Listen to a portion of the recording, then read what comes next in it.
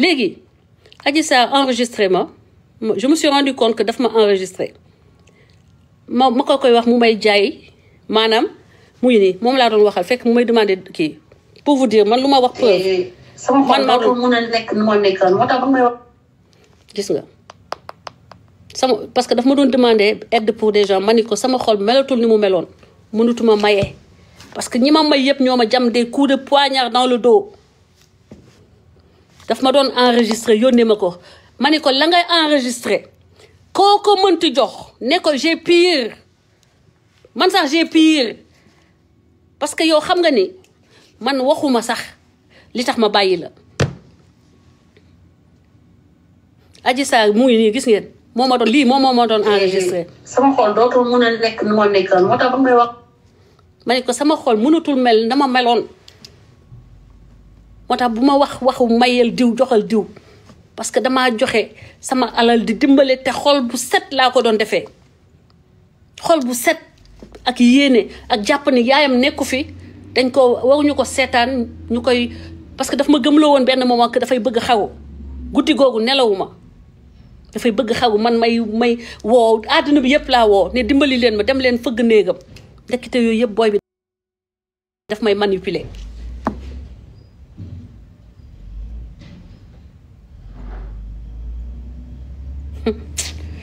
ba mu ma defee lii laa ko numéro bi Genève bi ci laa ko bloqué kooku mooy yónni Momo da nga dugg ci loo xamul comme yow la yónni nga ni ko bu mu fàttee raison yi gën a tax ma génn ci moom ndax man elle m'avait donné des raisons ma defee ni am na doom ma toog di xaar man tamit foog ni xëy na doom bi dañ koo adopté wala doom bi dafa dee foofu rek laa yem tey man dama toogoon defe ni doom bi dañ koo adopté wala ndox doom bi dafa dee parce qu'elle m'avait fait croire qu'elle était en état ma gëm ko am naa audio bu koy prouver ak appel vidéo bi ma woo donc bu ma fontoo boo leen di fo ànd leen ak seeni morom foo leen ak seen morom aji nee naa la man xajuma si yow koo jël demal nga jëli cabinet américain xajuma ci ñoom koo jël laa wax man ay gouvernement lay taxaw xeexal déstabiliser gouvernement wut armée ñu taxaw jàkkaarloo gouvernement yow man xajuma ci yow te lii dama lay wax du yow lay waxal Momo lay waxal Momo yow moomu mu yónni nga ni ko elle m'avait donné toutes les raisons de penser qu'elle était en état ma toog di xaar mu am doom ma toog di xaar ba ma foog ni doom bi xëy na dafa juddu ñu kii ko wala dafa avorté wala doom bi da koo joxe bu leen ma fontoo voilà waxoon naa la ni man xajuma ci yow ak koo yaakaar nag yow Adji Sarr ak koo yaakaar ci àddina bi parce que man ci dëgg laa taxaw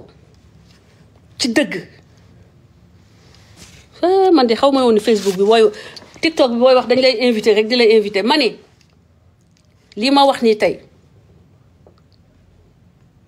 bu dee am na lu ma ci sos maa ngi nii di génn damay am rendez-vous yàlla bu ma delsi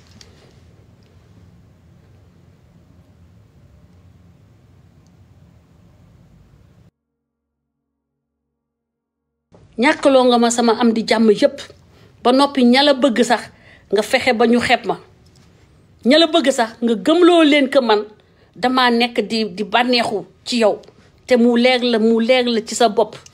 que amul loo xam ne mës nañ ko teg sama loxo te yow nga tax wala pour jox la yow pour dimbali la man président Macky Sall fii laa taseeg moom yabuma ko sax ba koy wax waxu Adji Sarr wala moom woyadewul ba di ma wax waxu Adji Sarr aji yow foo teg sa bopp yow fan nga teg sa bopp tu penses que yow c'est que ñi nekk ci wetu Adji expliquer leen ko que c'est que elle n'est pas au centre du monde moom tëyewul Sénégal dama ne man deux choses laa wax te moom laay wax ba léegi ba ngay génn laa la ne demal nga dem tabax sa àddina te nga bàyyi Ousmane Sonko mu doxal dundam il a payé assez cher dina la fay 200 xaw ma ñaata millions lañ la wax ak le fait que il n'est pas président te il a fait la prison demal nga def sa àddina su ma la gisee nga ànd ak ay politiciens ñu lay manipuler ngay emmerder Sénégalais da waxoon naa la ne damay jàkkaarloog yow te awma lu ma ciy tiit parce que man Sénégal moo tax ma jàppale la bëgg Sénégal moo tax ma jàppale la c'est pas pour ta belle xaw ma la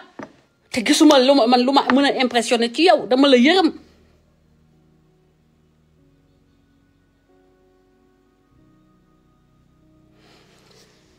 ma ne leneen li nga xam ni moom waxoon naa la ko mooy loolu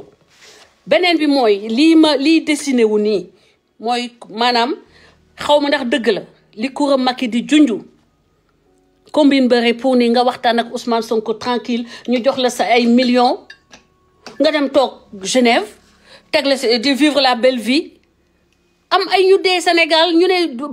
am ñu fenal comme man am ñu sosal am ñoo xam ne on a mis leur famille en danger ou on a porté atteinte à la vie de peut-être 2 membres de la famille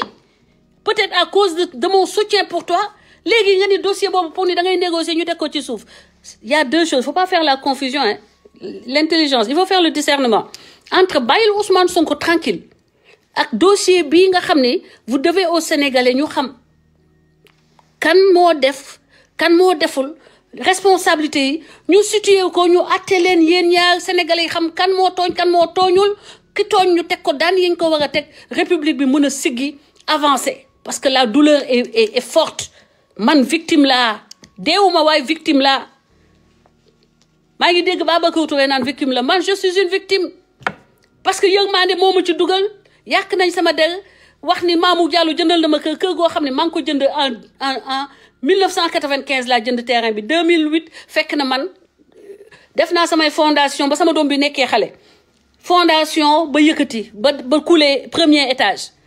ñu naan ma léegi Mamou Diallo moo ma ko jëndal sama oto maa ko jëlee fii Amérique yóbbu ko 4x4 Highlander ñu wone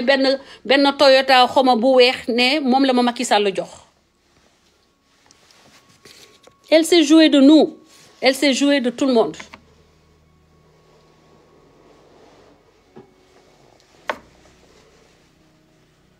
juge bi ma ne waa yéen waa léegi yéen bëggu leen ñu xam kii ndax Adji Sarr dafa fen wala waxul dëgg dafa doon wax dëgg man de j'ai envie de savoir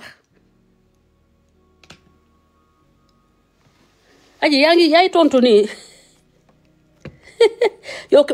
tudduma la fi caga de xanaa dangaa jàpp ni damaa wax ni caga nga man je connais tes réactions li yow la wala sa nit koo yónnee mais tant que jëloo toogoo rek